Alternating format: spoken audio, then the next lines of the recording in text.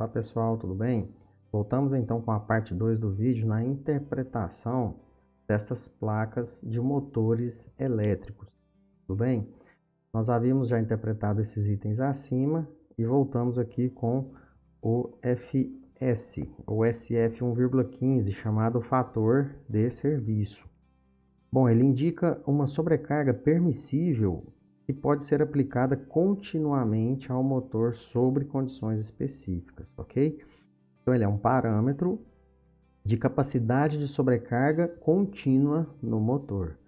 É como se fosse uma reserva de potência que dá ao motor elétrico condições de funcionamento em condições adversas, tá? Esse FS 1,15, então, é como se ele suportasse continuamente 15% de sobrecarga acima de sua potência nominal, tá? Então, ele tem que estar com frequência e tensão nominal. A elevação de temperatura do enrolamento, então, será suportada até esses 15% de sobrecarga de forma contínua no motor. Então, por exemplo, se ele possuir uma corrente de 8,7 amperes e um fator de serviço como este aqui de 1,15, você terá então uma corrente máxima nos enrolamentos aí em torno de 10 amperes. Tudo bem? Só não confundir com sobrecarga momentânea do motor. Então, olha só, continuando aqui, sobre informações do fator de serviço, olha só, a utilização do fator de serviço, ele proporciona uma vida útil inferior àquela do motor com carga nominal, né? O fator de serviço, ele não deve ser confundido, então, com essa capacidade de carga momentânea que eu citei, que o motor pode suportar. Por esse caso, então, o valor é geralmente, no caso de sobrecarga momentânea, o valor geralmente é de 60% da carga nominal que ele suporta durante 15 segundos, né? Então, essa sobrecarga momentânea é geralmente, então, 60%, né, da carga nominal acima durante 15 segundos, tá? E aqui o exemplo que eu acabei de falar, no caso de uma corrente de 8,7 amperes, 1,15 de fator de serviço, ele vai trabalhar, então, com correntes de 10 amperes. Lembrando que isso é para regime contínuo, porém sua vida útil será diminuída, tudo bem? O outro termo utilizado aqui vai ser esse próximo aqui, ó, de isolação, né? O ISOL ou INSL. Aí tem aqui um B, delta T, K. Bom, esse ISOL, né? ISOL, ele é uma classe de isolamento, né? ISOL, dá para lembrar de isolamento aqui, ó. Bom, é a determinação da temperatura máxima de trabalho que esse motor pode suportar continuamente, sem prejuízos na vida útil dele de operação, tá? O motor, então, nós temos as classes de cada motor, né? Em função de suas características construtivas, ok? Então, aqui nós temos algumas informações aqui. Por exemplo, ó, a classe de isolamento é definida pela NBR 7034, que representa esse limite máximo de temperatura que o enrolamento do motor pode suportar, no caso, continuamente, respeitando a vida útil. Quais são essas informações, né? As principais classes de isolamento? A, E, B, F, H. Tudo bem? Então, são essas temperaturas aqui, ó. Cada um pode trabalhar conforme a classificação na placa. No caso nosso ali é o B, então até 130 graus. Normalmente, os mais comuns aí que nós vamos encontrar em placas de motores são B e F, tá? B e F vão ser aí os utilizados aí mais comuns, mais normais de se encontrar, tá? Aquele ΔT que aparece lá, ele é a diferença de temperatura entre o bobinado do motor e a temperatura ambiente, né? Ou seja, os motores standard com isolação B possuem um ΔT de 80 graus Celsius, né? A diferença da ambiente para o enrolamento dele. E assim, para isolações, no caso F105 e H125. Normalmente às vezes vem escrito naquele espaço o número 80, tá? Ou o número 105 ou o número 125, seria essa diferença de temperatura. Tudo bem? E aí, então, nós temos aqui como funciona a questão de temperatura no motor, aqui no motor de...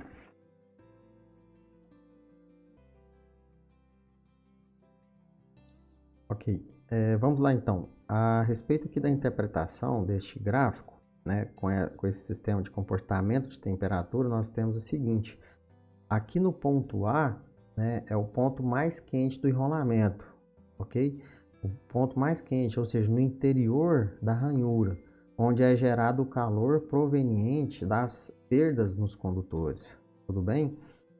Na curva AB, a gente observa aqui uma leve queda aqui, ó, AB, já é a queda de temperatura na transferência de calor do ponto mais quente, né, que seria o interior da bobina, até a parte externa da bobina, né?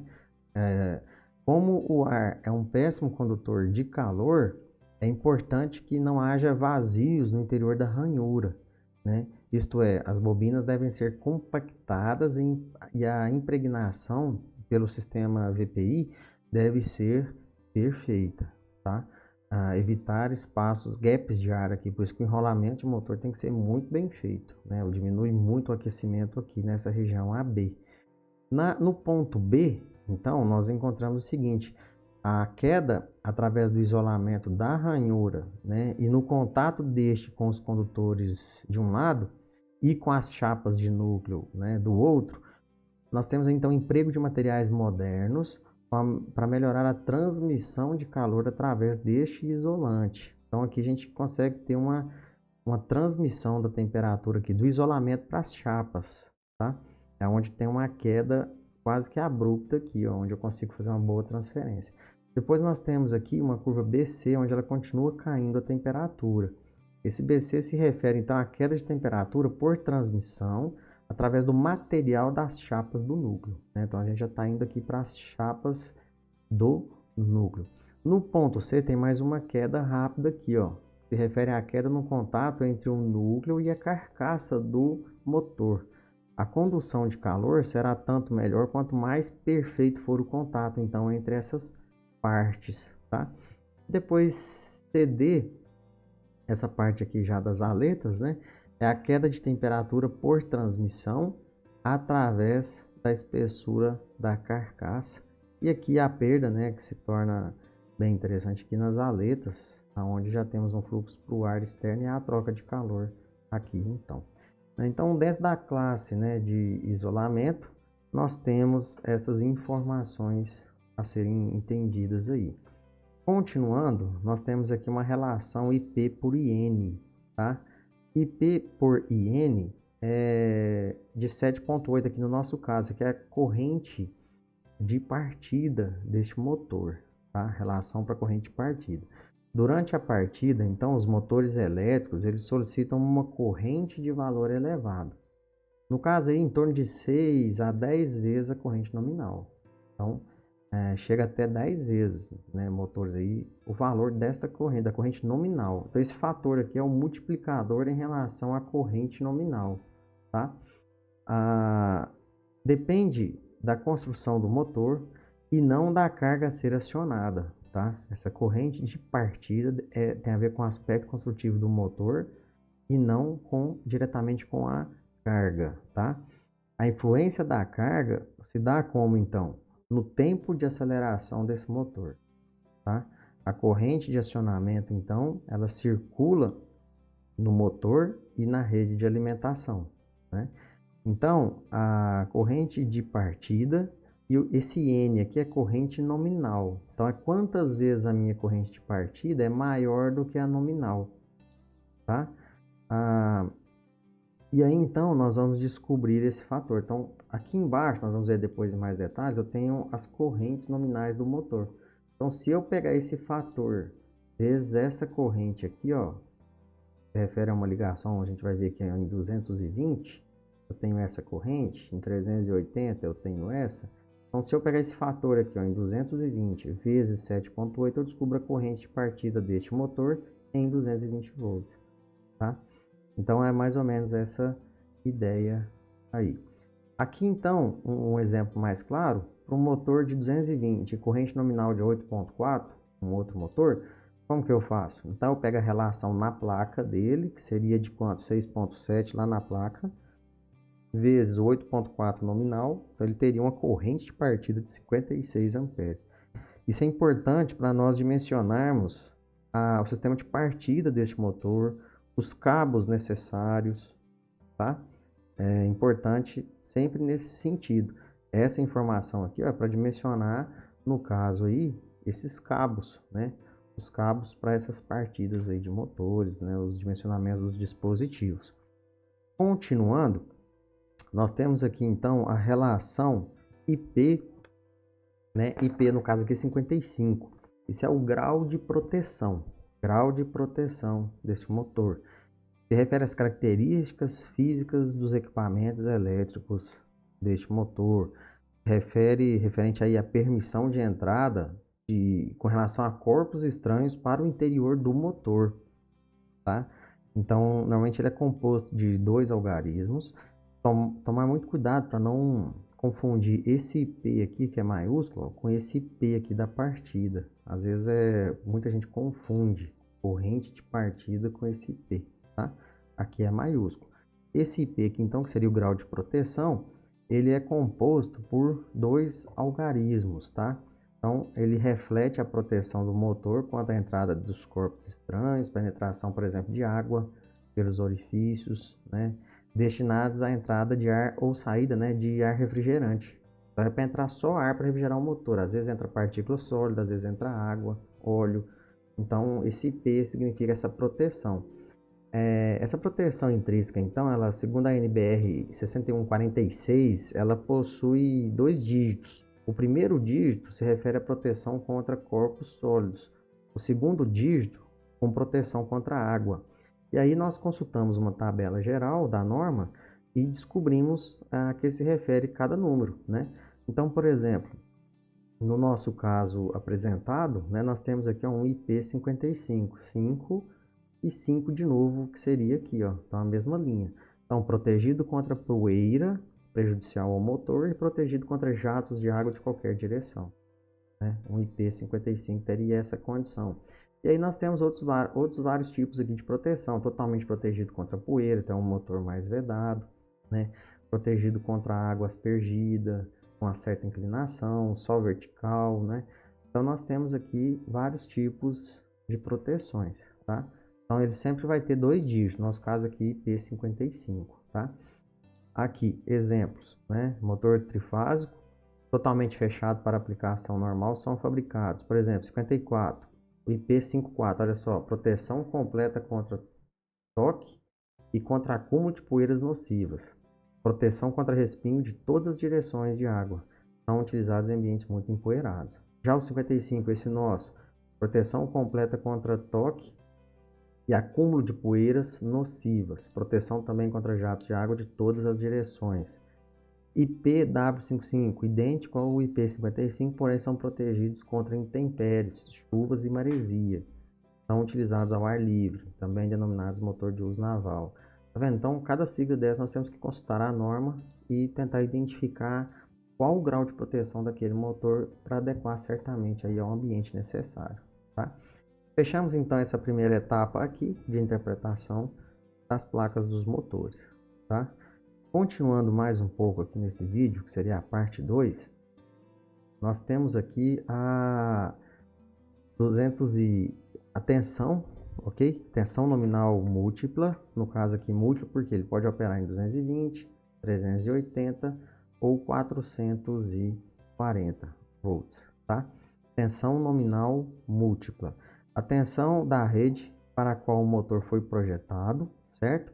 E que o motor vai exigir. Mais utilizados então são 220, 380, 440 e fornecido com terminais, no caso, alguns, né? A maioria deles, na verdade, são fornecidos com terminais religáveis, certo? Ao menos 2 tipos de tensão permitidos aí, de forma geral para motor trifásico. Aqui para corrente, se refere então às correntes nominais, também múltiplas, né? É a corrente que absorve, né? Absorve esta corrente indicada na placa quando ele está operando em potência nominal, tá? Normalmente tem mais de um valor, porque se refere ao valor para cada tensão né? Ou para diferentes velocidades, dependendo do tipo de motor. Então, aqui ele vai consumir, a corrente nominal dele, em regime nominal, seria 26,4 amperes para 220, 15,3 para 380 e 13,2 para 440, tudo bem? Quanto maior a tensão, menor a corrente, então, exigida no regime contínuo, tá? Isso aqui também é importante, junto com essa corrente de partida, para quê? Dimensionar os condutores de alimentação, dispositivos de proteção, tá? E mais algumas informações aqui interessantes a respeito ainda da corrente, tá? Motor trifásico, ele é consumidor de carga elétrica, então, equilibrada. Significa o que isso? Que as bobinas dele são iguais, têm a mesma potência, mesma tensão, e, consequentemente, consomem a mesma corrente, tá? Equilibradas. As correntes medidas, então, nas 3 fases sempre terão o mesmo valor. Então, ele é feito e construído para operar dessa forma, tá? Lembrando do cálculo aqui de corrente nominal, apenas para efeito aí de recordar, né? Em função da potência, lembrando que tem aí a raiz de 3, fator de potência, rendimento, né? E aqui também, se for dado em CV, tá? Tem que fazer a relação aqui para kilowatts, né, para watts. Bem, então apenas para relembrar aí. Então aqui se refere a essa corrente nominal do motor, tá? Continuando mais um pouquinho, o que nós encontramos aqui? Ó, o REG, né, o chamado REG DUT S1, né, o REG, regime de serviço do motor. No caso aqui, S1, a gente vai ver depois essa tabela, tá? O que é esse regime de serviço? Regularidade de carga a que o motor está submetido. Que regularidade esse motor está submetido a uma carga? Né? É um fator limitante da potência desenvolvida de um motor, é a temperatura máxima que esse motor atinge. Então, esse regime ele vai fazer com que eu atinja mais cedo ou mais rápido essa temperatura máxima, que pode danificar o motor. Então, tem que ficar atento a esse regime de serviço para esse motor, ou a forma de utilização do motor no acionamento da carga. Qual será o regime de trabalho deste motor? Vamos ver melhor como funciona essa divisão, tá? Cada tipo de máquina exige uma condição diferente de motor, tá? Um ventilador ou uma bomba centrífuga, por exemplo, solicita carga contínua, né? Ventilador tem que funcionar o tempo todo praticamente. Já uma prensa funcionadora, né?